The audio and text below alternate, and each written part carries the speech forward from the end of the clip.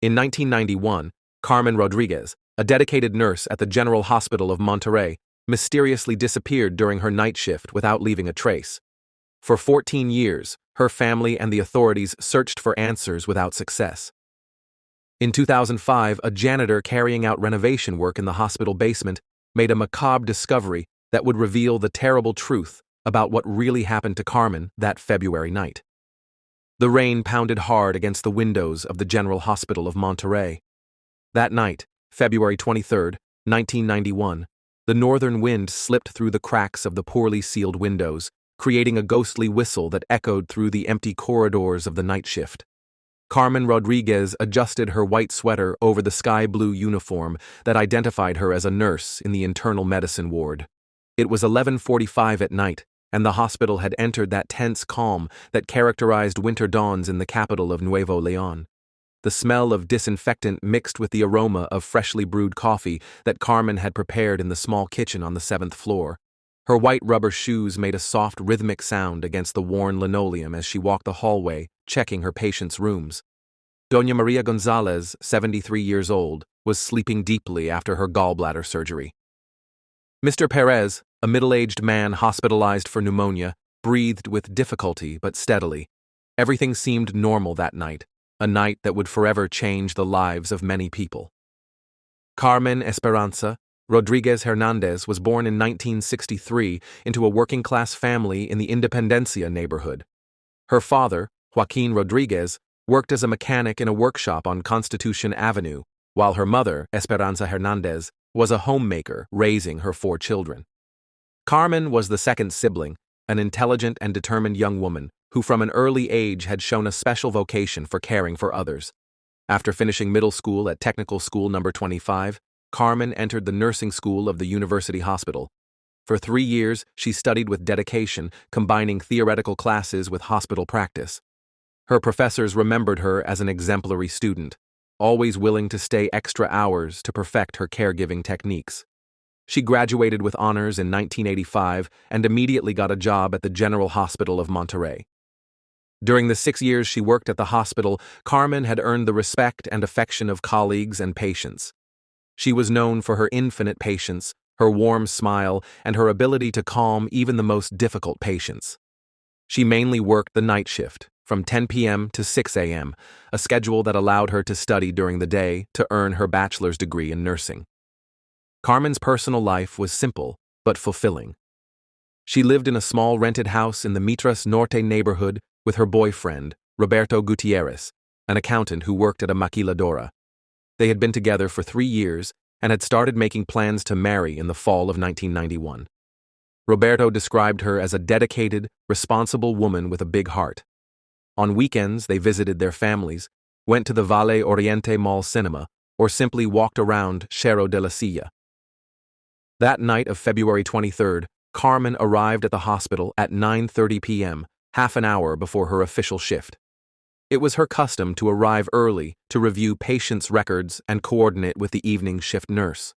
She greeted Leticia Morales, her colleague from the previous shift, and received the report on the 18 patients under her care for the night. During the first hours of her shift, everything went normally.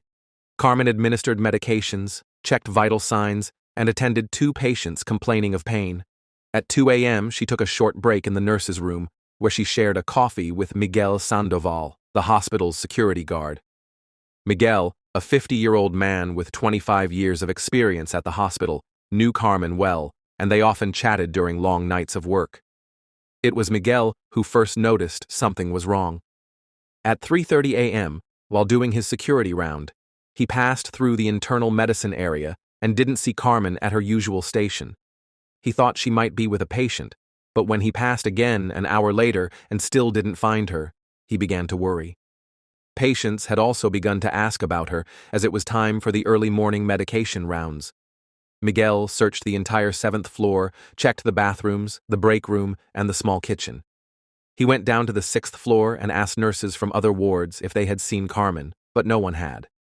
He then decided to contact the night supervisor, Dr. Ramon Elizondo, who immediately went to the internal medicine ward. Dr. Elizondo, a serious and meticulous man with over 20 years of hospital experience, knew Carmen well and knew she would never abandon her post without notice. After a more thorough search of the hospital, including the basement, the rooftop, and all restricted access areas, he decided to call the police.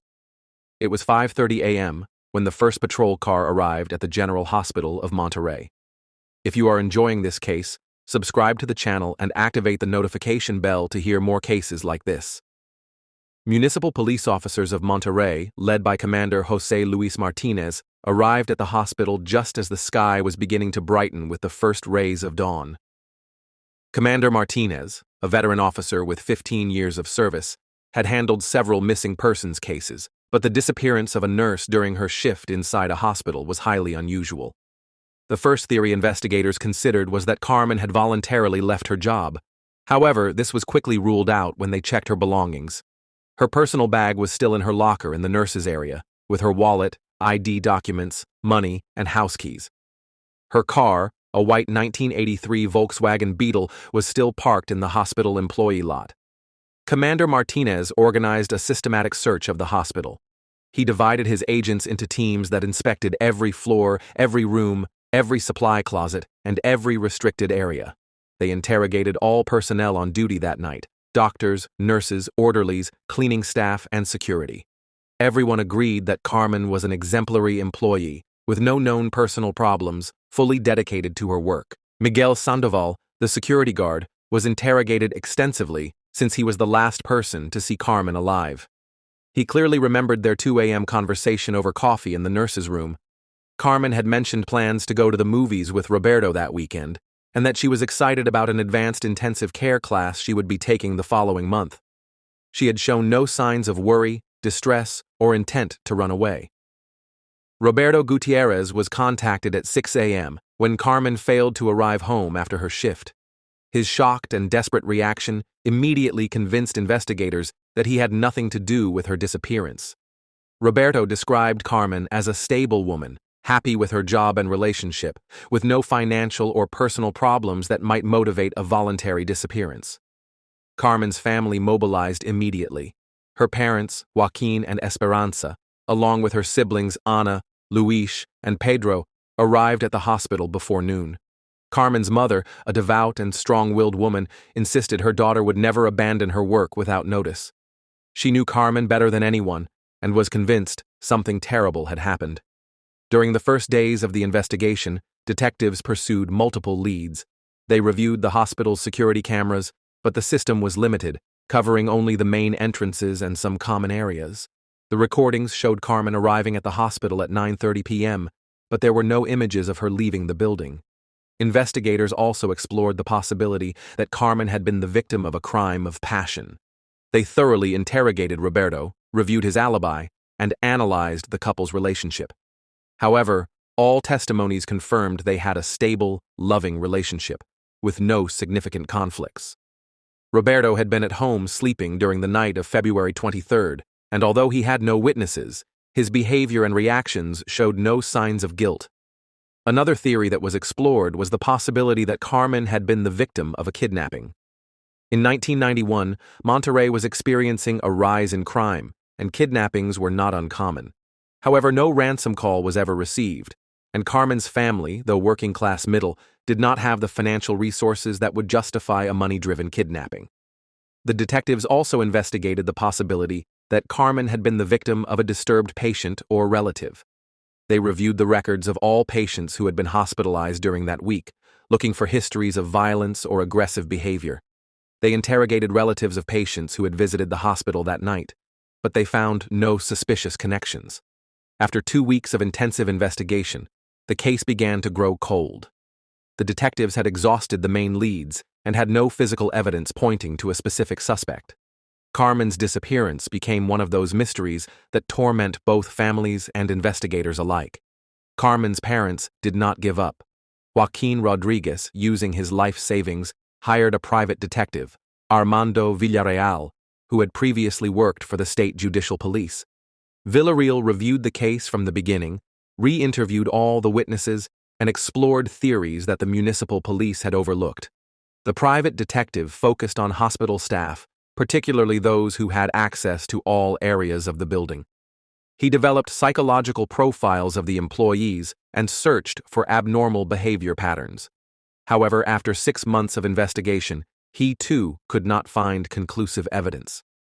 Carmen's family organized searches in vacant lots, ravines, and desolate areas around Monterey. They distributed flyers with Carmen's photograph in markets, schools, and shopping centers. The story was covered by local media, including the newspapers El Norte and Milenio, as well as local television stations. Despite the media coverage, no significant leads emerged. The years passed, and the case of Carmen Rodriguez became an urban legend inside the General Hospital of Monterey.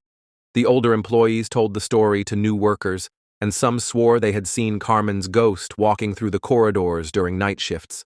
The hospital implemented new security measures, including more cameras and stricter protocols for night staff. Roberto Gutierrez never married. He held on to the hope that Carmen would return for many years, but eventually accepted that she had probably died.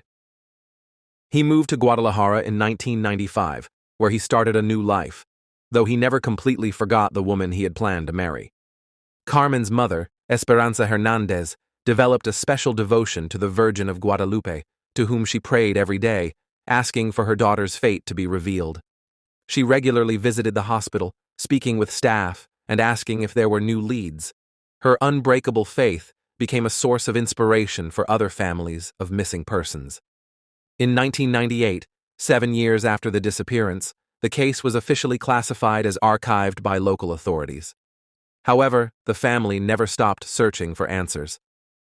Joaquin Rodriguez, despite his old age, continued visiting the police headquarters every few months to ask about possible developments in his daughter's case. The years kept passing. The General Hospital of Monterey underwent several renovations and administrative changes. Many of the employees who had known Carmen retired or were transferred to other institutions. Dr. Elizondo retired in 1998, taking with him the memories of that terrible night. Miguel Sandoval, the security guard, worked until 2003, when a heart attack forced him to retire early. In 2005, 14 years after Carmen's disappearance, the hospital began a major renovation project that included modernization of the electrical and plumbing systems. The construction required access to basement areas that had been closed off for decades. That was when Esteban Morales, a 52-year-old janitor with 20 years of experience at the hospital, made a discovery that would change everything. Esteban had begun working at the hospital in 1985, 6 years before Carmen's disappearance. He knew the story well and had participated in the original searches. He was a quiet, meticulous man, known for his dedication to his work and his encyclopedic knowledge of every corner of the hospital. On October 12, 2005, Esteban was working in the hospital basement, specifically in an area that had been sealed since the original construction of the building in the 1960s. The contractors needed access to install new electrical wiring, and Esteban was assigned to open the area and clean it before work began. Using a crowbar, Esteban forced open the metal door that had been shut for decades. The air that escaped from the room was stale and carried a strange odor he could not immediately identify. He turned on his flashlight and entered the narrow space, which seemed to have originally been used for storing medical supplies. At the back of the room, behind deteriorated cardboard boxes and obsolete medical equipment, Esteban saw something that made him instinctively recoil. Human bones were scattered on the floor along with tattered pieces of fabric that seemed to be the remains of a nurse's uniform. His heart began to pound violently as he realized what he had found. Esteban immediately left the room and contacted his supervisor, who in turn notified the hospital administration. Within less than an hour, the police had cordoned off the area and forensic investigators had arrived. The current municipal police commander, Roberto Herrera, who had heard of Carmen Rodriguez's case during his training, immediately suspected that they had found her remains. The forensic investigation confirmed the suspicions. The bones belonged to a young woman of about 28 years, who had died approximately 14 years earlier. The clothing remains included fragments of a sky blue nurse's uniform, identical to the one Carmen had been wearing on the night of her disappearance. A later dental analysis definitively confirmed that the remains belonged to Carmen Esperanza Rodriguez Hernandez. The discovery of Carmen's remains immediately reopened the criminal investigation. Forensic detectives, now with more advanced techniques than were available in 1991, began an exhaustive analysis of the crime scene. Although time had deteriorated much of the evidence, they were able to determine that Carmen had suffered blunt force trauma to the skull, which caused her death. The location of the remains raised disturbing questions. The room where she was found had been sealed since the hospital's construction, which meant the killer had detailed knowledge of the building's infrastructure. Furthermore, moving a body into that location undetected required access to master keys and knowledge of security routines. The investigators reviewed the hospital's employee records from 1991, focusing on those who had access to all areas of the building. They created a list of suspects that included maintenance staff, security guards, and administrators. However, after 14 years, many of these employees had died, moved away, or were too ill to be interrogated. The case took a dramatic turn when investigators decided to more carefully review the personnel records. They discovered that a maintenance employee, Gonzalo Herrera, had abruptly resigned a week after Carmen's disappearance. Herrera had worked at the hospital for 10 years and had access to all areas of the building, including the basement where the remains were found. Detectives tracked Gonzalo Herrera and discovered that he had died in 2002 of a heart attack, taking any secrets with him to the grave. However, when they interviewed his widow, Maria Elena Herrera, she revealed information that completely changed the perspective of the case. Maria Elena remembered that her husband had come home the night of February 23, 1991, in a state of extreme agitation. He had said that he had a problem at work, but refused to give details. In the following weeks, Gonzalo had been nervous and paranoid, jumping at any noise and avoiding conversations about the hospital. When the story of Carmen's disappearance appeared in the media, Maria Elena noticed that her husband became more nervous each time the case was mentioned. She had suspected that he knew something about the disappearance, but she had never had the courage to confront him directly. After resigning from the hospital, Gonzalo found work in a factory and never returned to the health sector. Investigators also discovered that Gonzalo Herrera had struggled with alcohol and had episodes of domestic violence. Maria Elena admitted that her husband had beaten her on several occasions, especially when he had been drinking. Although she had never reported these incidents to the police, the evidence suggested a pattern of aggressive behavior. With the available information, investigators reconstructed what likely happened the night of February 23, 1991. Gonzalo Herrera, possibly under the influence of alcohol, had found Carmen alone during her night shift. He may have tried to sexually assault her, and when she resisted, he struck her on the head with an object, causing her instant death. Knowing the hospital's infrastructure, Herrera carried the body to the basement and hid it in the sealed room, believing it would never be found. His resignation a week later had been motivated by guilt and fear of being discovered. During the following 11 years, he had lived with the secret of his crime until death freed him from the burden. Although Gonzalo Herrera had died and could not be brought to justice, the discovery of Carmen's remains finally provided answers to her family.